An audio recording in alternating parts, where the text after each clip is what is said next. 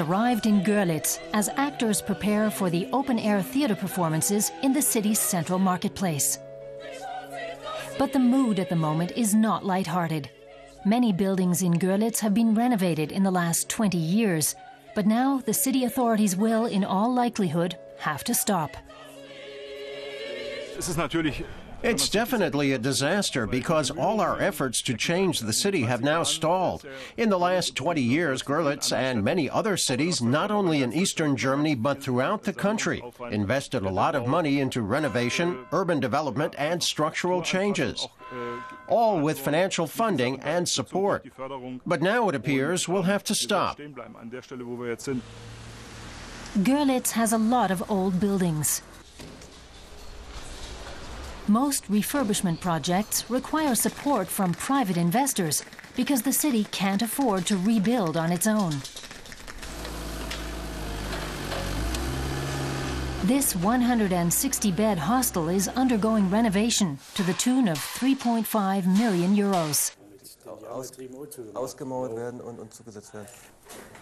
The architect, Christian Quaiser, has a lot of experience refurbishing old buildings in the heart of Görlitz. The money for the hostel has already been approved. This is an old meat product factory. I'd say the front has been given a pretty modern look. The hostel will be completed in the fall, and it could be the last historical building in Görlitz to be renovated for some time.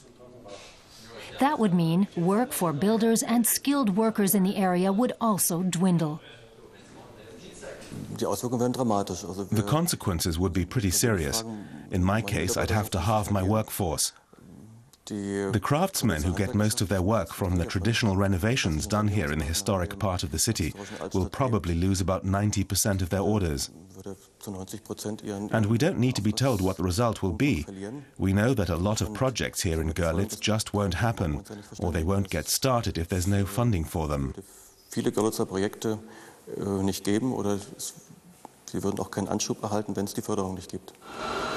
The retail sector also profits from urban renewal projects.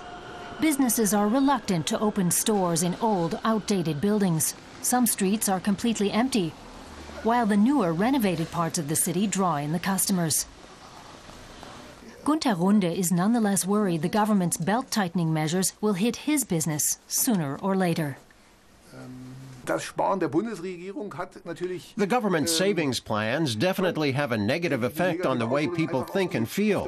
When people are told you have to save or it will get worse in the future, then you see that attitude start to take hold in the customers, and soon we'll start to see that effect here in our business. Reinvention and renewal are key to building Görlitz's future, but for now the future seems to be on hold.